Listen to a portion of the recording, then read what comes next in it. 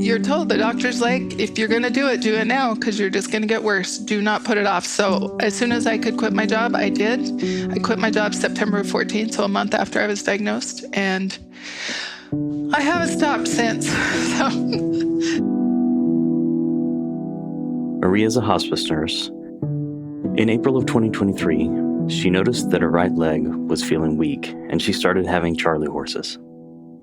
This was the beginning of over 2 years of trying to figure out what was happening to her body, and the diagnosis at the end of that time would change nearly everything about her life. The symptoms of weakness and cramping persisted and progressed, but as MaRee said, she's a nurse, and she's very slow to get things checked out. But eventually her patients began to notice and ask what was wrong. So MaRee went to a doctor, and as any good medical worker would do, another doctor for a second opinion. Both doctors agreed that the weakness was due to a cyst on her spine that was impinging the nerve and causing weakness. After a series of injections and an arthroscopic procedure, MaRee had no relief. In fact, her symptoms continued to progress. She began stumbling, and her right leg began to atrophy. She went to see 3 more doctors. The consensus was that she needed a fusion of her L4, L5 vertebrae. So, in September of 2024, she did that surgery. Usually quick to recover, this time MaRee was in the hospital for days with blood pressure and heart rate issues. And in November of 2024, she took a bad fall in her daughter's driveway that sent her back to the hospital. With her symptoms continuing to progress, MaRee continued to see doctors. In August of 2025, she had EMGs on her arms that showed significant weakening. A neurologist sat down with MaRee and her daughter and said the thing that they'd hoped they would not hear. You have ALS. She has seen ALS in her work, and she knows how difficult it can be. MaRee realized that she wouldn't be able to continue working and would not be able to keep her home. She says that one of the hardest things she's ever done is watching her kids help her clean out memories from decades of building a life. Over 2 years of struggle to understand what was happening with her body. 2 years in which her life changed completely. And at the end of those 2 years, MaRee is faced with a diagnosis that she had feared more than any other. How does one face something like that? That's the story MaRee is here to tell. This is Dying to Tell You. Every test that they ran never was ALS, never, because ALS is a process of elimination. Right. That's how they diagnose you. There's not one specific test. And I had done my own research. I had my primary care doctor run a nutrifilament test, and he's like, I don't know enough about this to know what it. He's in internal medicine, but he's like, I've only had one ALS patient. I'll run it for you. Of course, I couldn't even do it at the local hospital that I was working at because it was a specialty test, so I had to go somewhere else, and my levels were double, and I found that out before I went to the neurologist.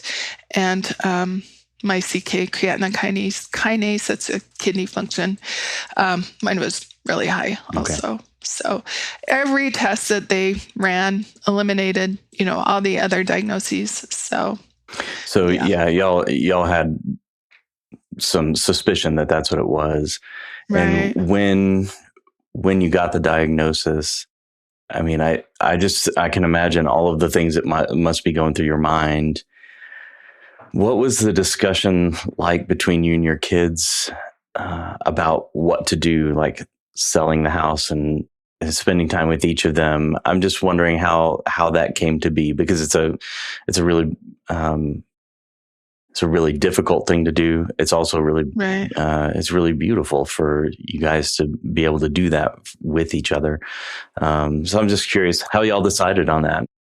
So we did. We had a family meeting, and my kids hadn't all been together for 6 years, so it was a very good thing. But anyway, so I told them my wishes.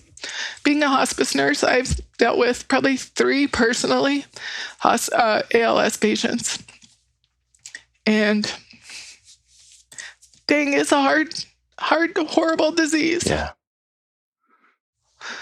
So at first, I think they were a little frustrated because I'm like, I'm a DNR, don't ventilate me, do not put a feeding tube in me. I also have lost a lot of weight and have swallowing issues. But like I told the nutritionist and the dietitian, I got divorced too. I didn't lose 35 pounds from ALS.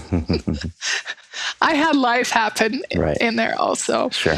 Anyway, so we sat down and we decided that I would sell the house and I would rotate between all of them until I couldn't. My oldest daughter, that is a nurse, did buy a tiny home that has a ramp to her house. So when I go there, I have my own space, which is nice. 'Cause that's where I'll probably end up at the end, is at her house. So it's very interesting. My kids are all begging for me to come and stay with them, which is a good thing. Yeah. And anyways, it's been a really good thing. And my love language is traveling with whoever. Like, that's what I love to do. I love to take my family and travel and go have new experiences. I like to just do new things together. So that's what I've let them all choose a place to go on vacation. We're all going to Alaska. That's my bucket list. That one thing I've never done.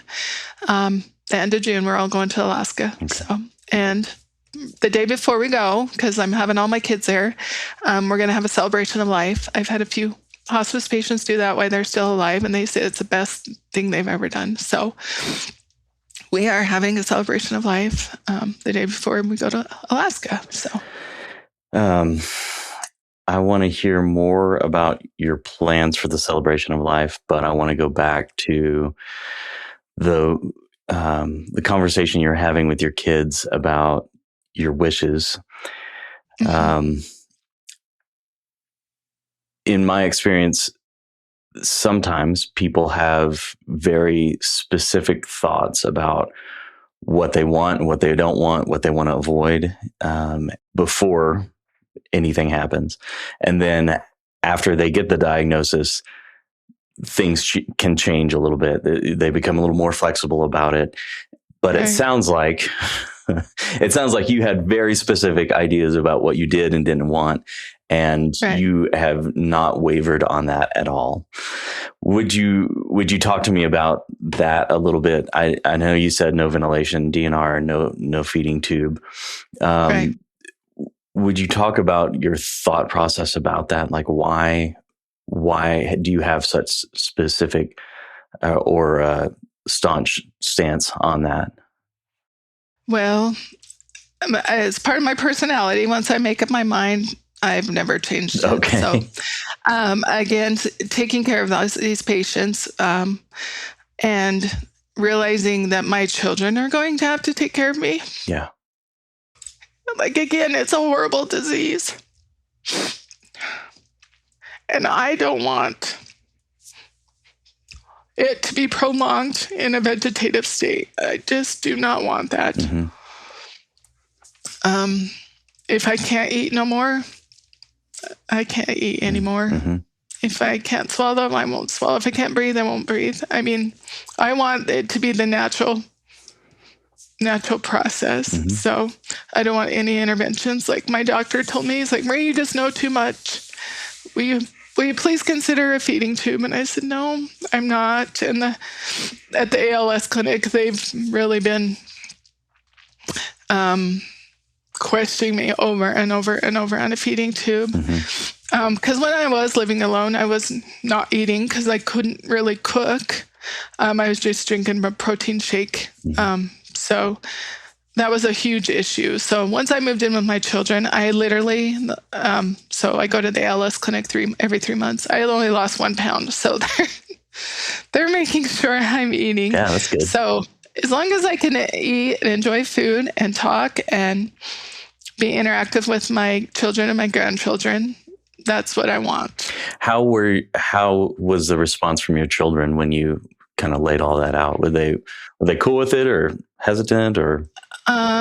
A few of them were hesitant on the feeding tube. They still ask me about it, like, because it was pitched, you need nutrition to have your energy, right? Because I'm tired a lot. Mm-hmm. And which I agree, but now I'm eating and I really just have to watch what I eat just so I don't choke. But now I'm eating and maintaining my weight. I'm okay. My oldest, again, is a nurse, and she's like, I respect your wishes and I will do what you want. And I think my other two, well, three, I guess, all have come to the realization that that's what I want and that's my wishes, and they will respect them. Of course, they want their mom around as long as possible, but Of course. I'm always preaching with hospice. Sorry. It's not about quantity, it's about quality. Because quality time, not about how long I have. I did take the Ryuzol, the ALS drug, it's supposed to extend your life for 2 to 3 months. Well, I actually lost weight and got sicker and slept more. So I quit taking that. Okay. I'm like, well, that's not worth it. So, and I'm a nurse and I don't like to take pills. I do not like to take pills. So I literally just have my muscle relaxer. That's what I take. That's what helps me sleep. I'm supposed to take it during the day. I don't because I like to function. Yeah, sleepy.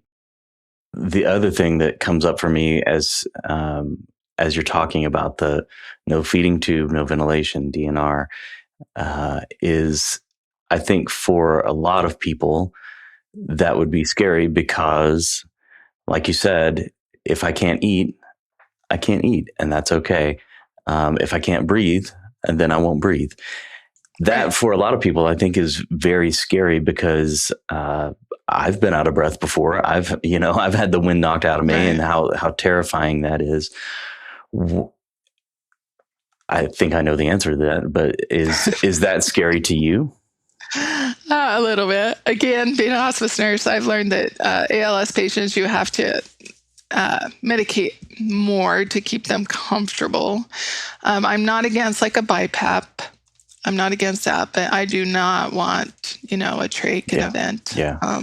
Because yes, I have had asthma anyways, and it's scary when you can't breathe. Right. But I guess what I'm getting at is, as a hospice nurse, as somebody that has worked with patients at the end of their life, you're aware that you can keep somebody comfortable even when they can't get a good deep breath. Right. Absolutely. I don't know. I think that's important for people to know, because I think people just have this idea that if your muscles aren't working, you can't breathe, then it's just going to be suffocation, which is, a very horrible, terrifying thing. Right. And, I've seen it, and I know, and you've seen it, and but I think most people don't know that it can be very, very peaceful and comfortable at the end of somebody's life, even when they can't breathe, which just doesn't, I think, really, honestly, unless you see it, it's hard to understand. Right. And I'm really good friends with my doctors. and they said they would give me what I wanted. Yeah. I mean, what's legal, but sure. Yes, to keep me comfortable. Right. So. Right. And I think any good hospice nurse or doctor would do the same thing. Right. I would hope. Yeah. No, they're great. So. Will you look through my eyes and see the love I have in mind? What if I give you some of mine? We've been fighting for so long over things that passed away.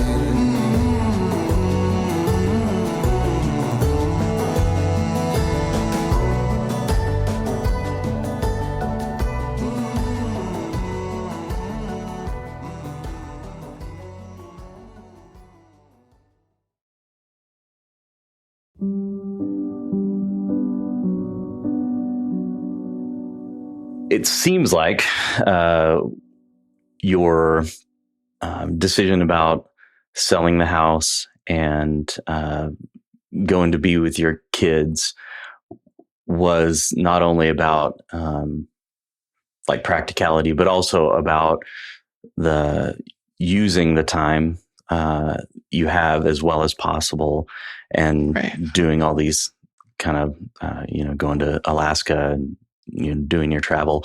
What all have you done? How are you using your time?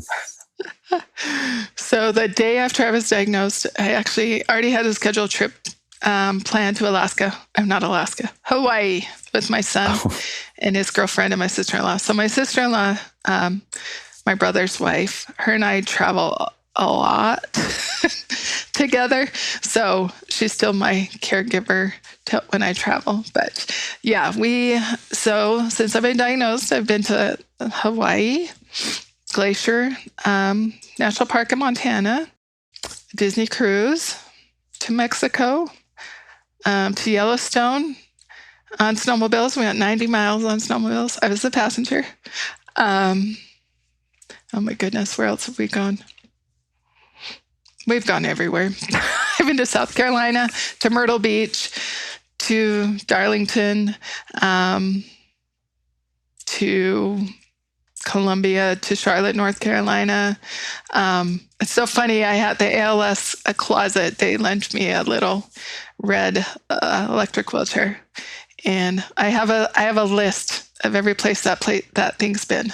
So, anyways, we just this last weekend went to Kanab with my brother and sister and my son to a hot air balloon festival, which was really fun. St. George, I went and spent a week in St. George. I don't all since rest August at all.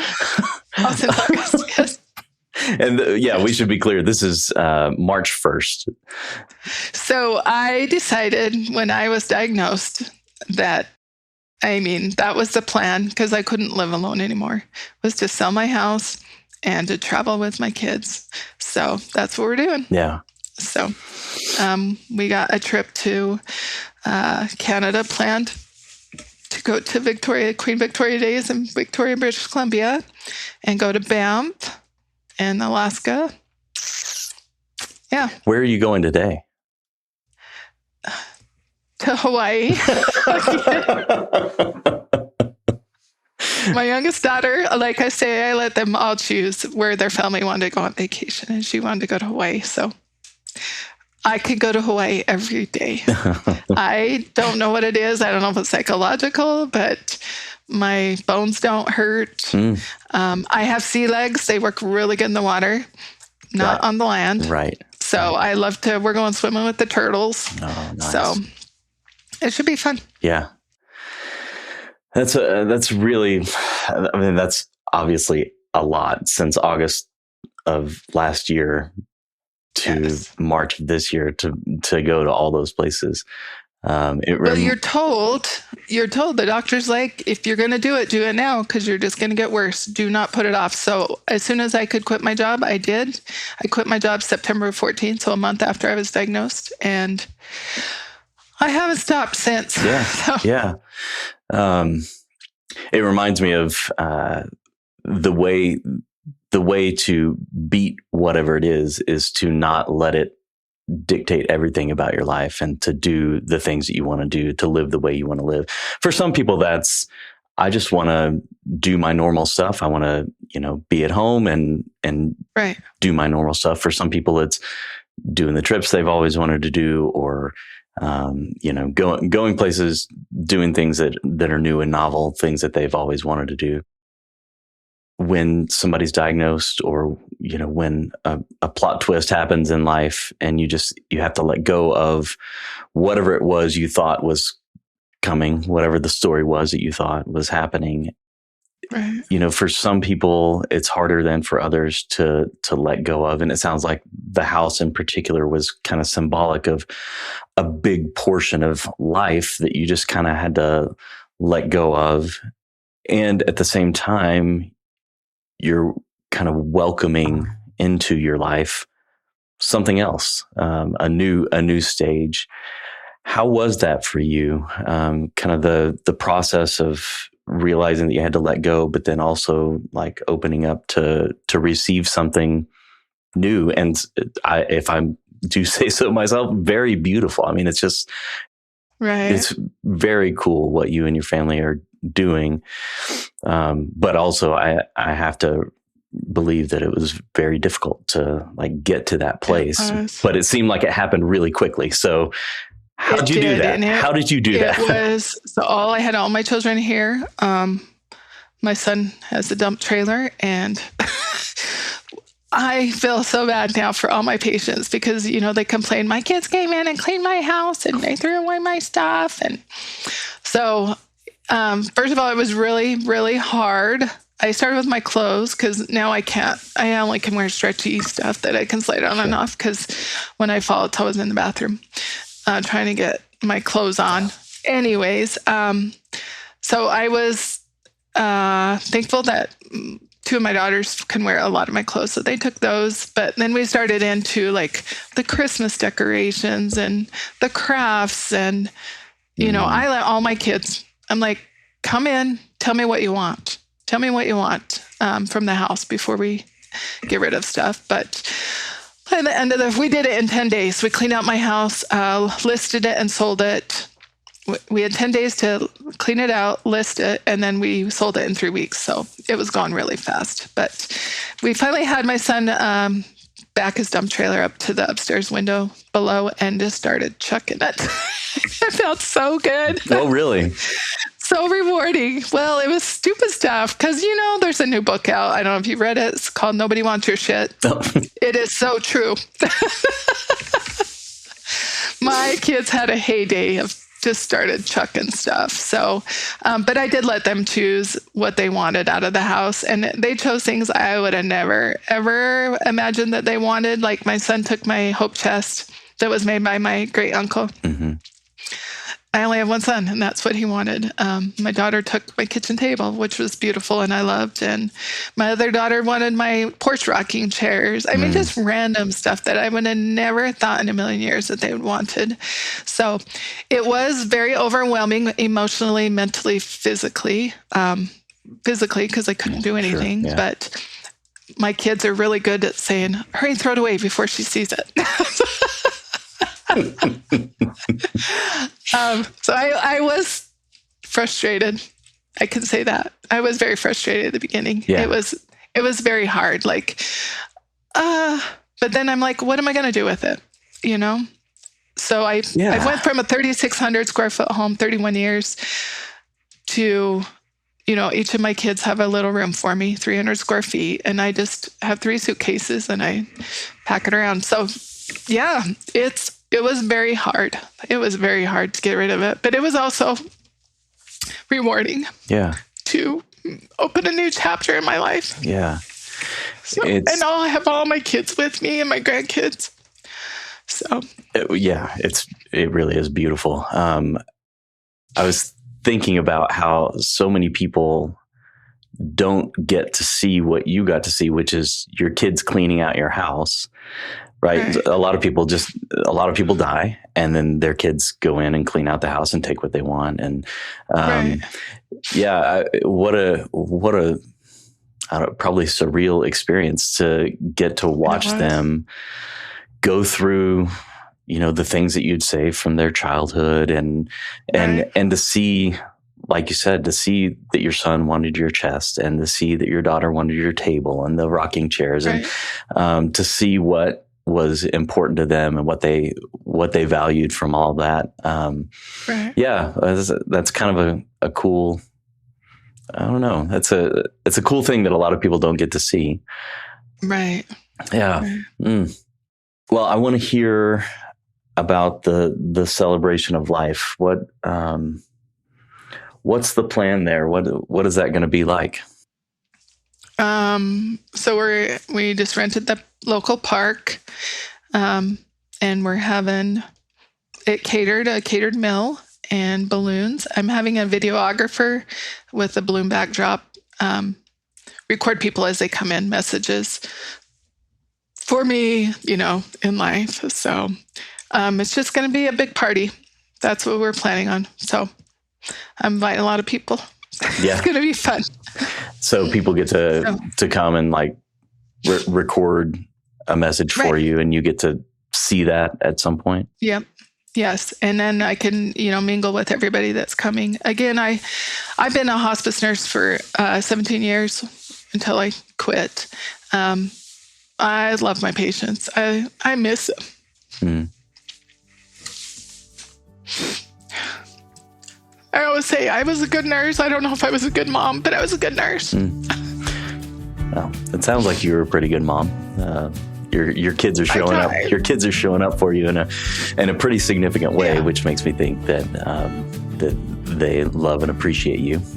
They're amazing. I have 4 amazing children. Yeah, they are amazing. Yeah. Who are willingly taking care of their sick mother. Yeah, yeah. Kids don't get that way by accident. So, good job. They're just so young, and I have little grandkids. I have 6 grandkids under 6. So, yeah. Anyways, I just want to spend as much time with them as I can.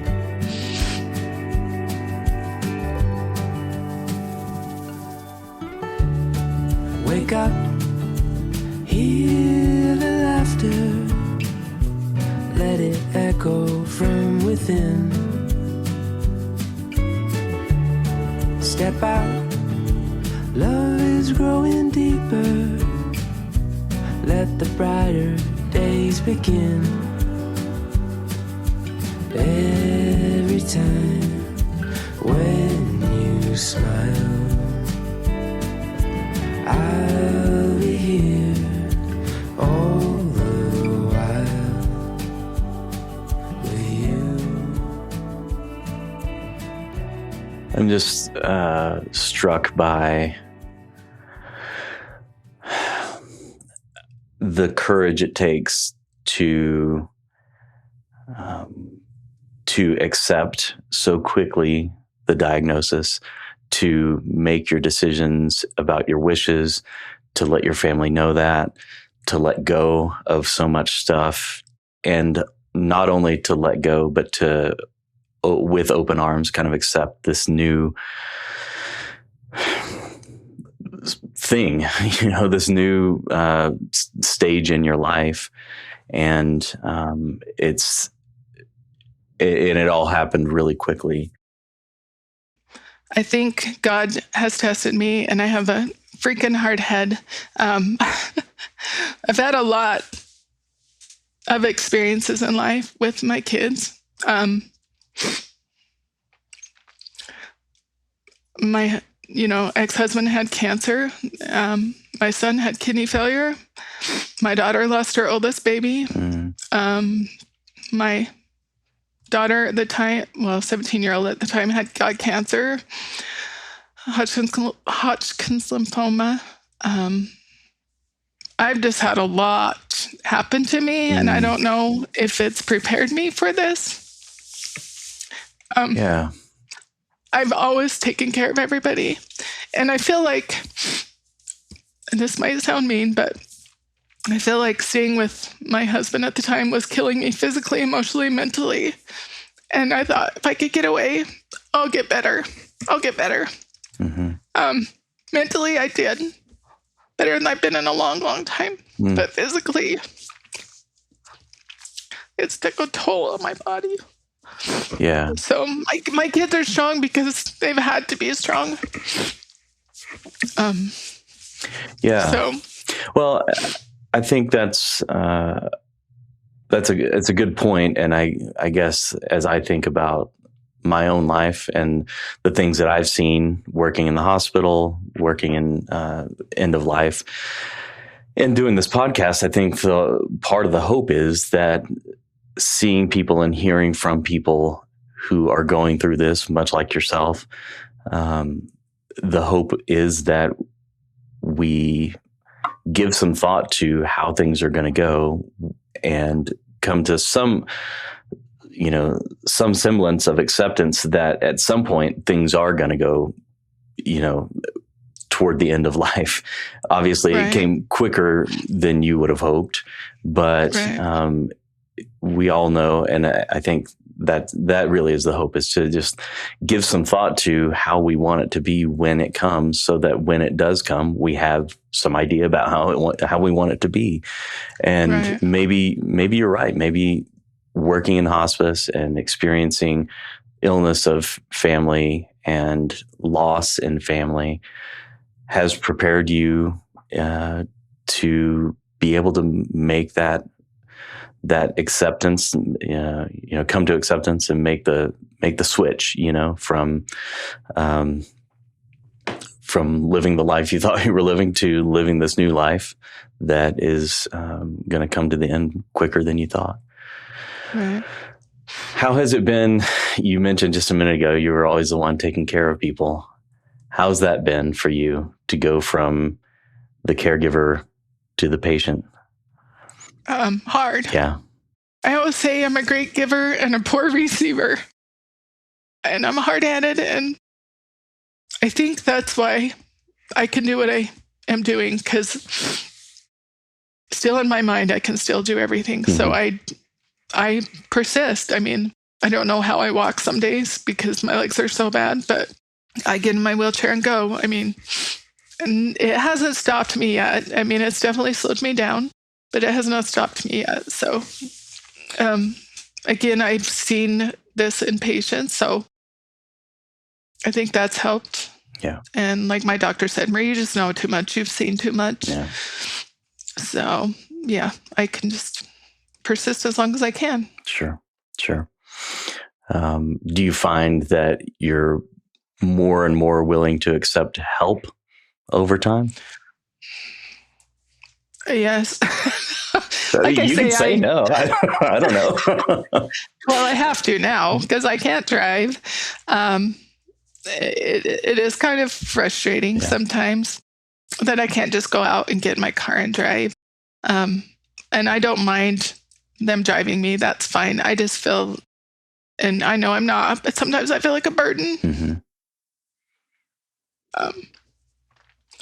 So yeah, that's really hard. I've talked to hundreds of patients who say those same words. Right. I feel like a burden, and I think the knee-jerk reaction of family is to say, "Oh, you're not a burden," and I think, Right. I mean, in a way, you yourself are not a burden, but there is a burden associated with caring for somebody who's ill and who needs help. And I think the more generous way to say it is that they are willingly, perhaps excitedly, accepting the burden. Right. They want to be there doing that for you. And as much as you don't like to receive, there's a lot of beauty and grace in receiving care from somebody who loves you so much. Right. And you probably don't want to hear this from me, but you're giving them, a gift by allowing them to do that. They're gonna have this time now that they wouldn't have ever had. Where they are able to care for you in a really gentle and tender way, and help you in ways that a lot of people don't get that kind of intimacy with their parents. And I've learned, and I've seen it over time, that caregiving is the hardest job in the world.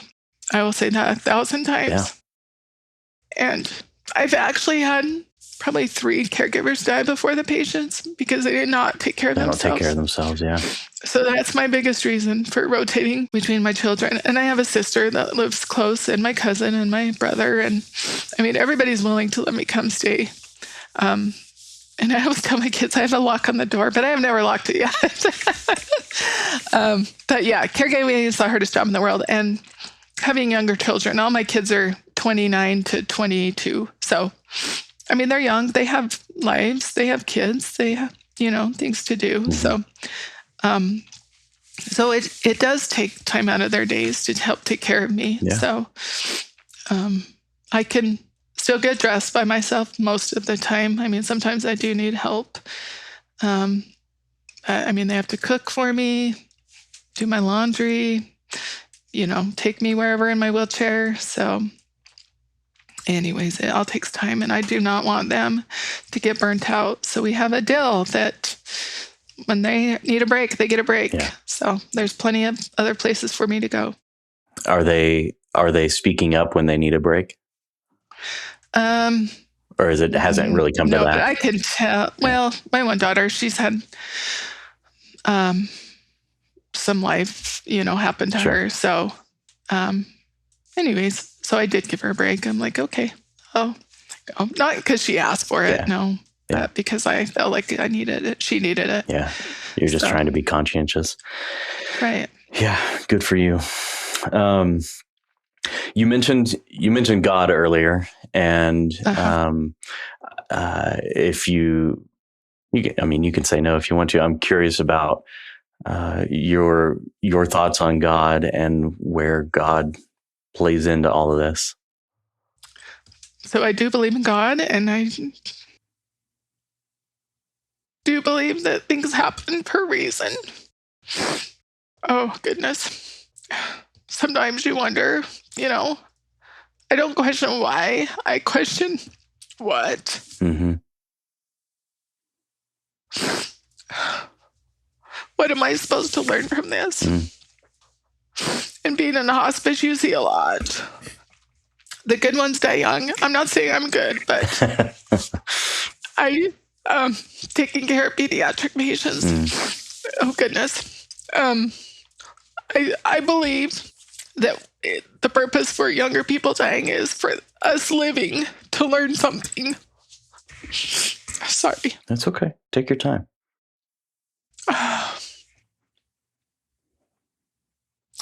I've taught my kids, everybody has something to teach you. Some people are there to teach you, to better you, and some are to be the bad example, not to be like. I've also taught them that if you have a problem, if you're going to bitch about it, you better have a plan in place, and I will help you. So I'm not going to be the whole solution, but I will help you. So I think, I have a lot to learn, and maybe my kids have a lot to learn, and my family. Yeah. It's definitely brought my family closer. For sure. My siblings. So we had a very dysfunctional family growing up. My aunt and uncle raised me, and they're both gone. And my dad, and he's gone. So we learned that we had to stick together and take care of each other because we didn't have our parents around at that time to take care of us. Mm-hmm. So, we continued to stay close, but this has brought us closer. And I've invited them on all my trips if they want to go. So they did go to Kanab with me, which was nice. Good. So, anyways. I like what you said about you don't question why, but you question what. And I'm wondering what? What are you learning, or what have you learned so far? Well, patience was never one of my strong points. I've had to learn to be more patient. And maybe it's a good thing I physically can't just get up and run and do it, because I would. So I do have to rely on others most of the time for anything I need. Mm-hmm. I've learned that it's okay to let people help you. And that is the way they show love. That's a hard lesson to learn. Yeah. I don't know what else I've learned. My family's, like I say, my kids and my siblings, we've gotten closer. So that's good. Yeah. That we know that we're there for each other. Mm-hmm. One of our guests from last season, Kelly, also has ALS. And she said something very similar about just being forced to slow down and renewing relationships with people. And I recently talked to Deanna, another lady who has ALS, and she echoed the same thing. It's just when you have to slow down and allow other people to do things for you, a lot comes from just that, the Right. intimacy of giving and receiving care and relationships and having to learn patience. Which also sounds like a wonderful lesson for the rest of us. Yeah. Now I live the endless summer, always follow his sun. Red rocks to my left, Pacific sand on my tongue.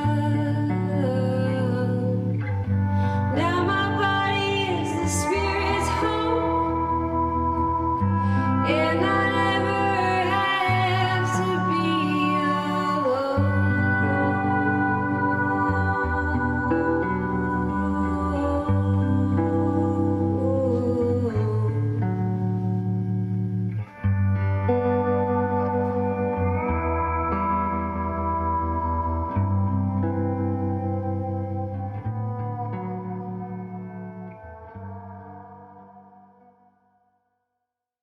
I've got a couple other questions that we kind of end on. Okay.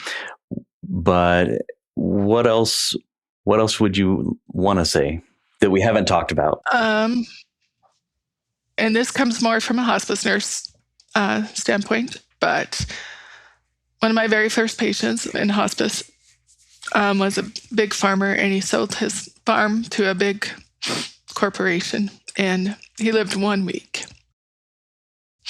And, when you're sitting with those hospice patients, you get to hear all their regrets.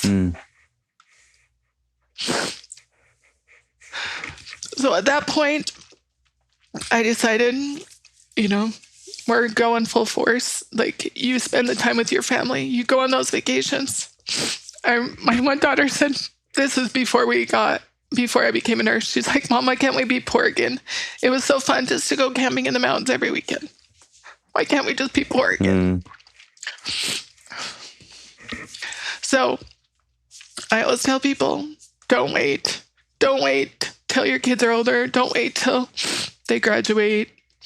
Do it now. Do it now, because you never know. Like me going to Europe, there's no way in the heck I could go to Europe right now. No way. No way. Yeah. So,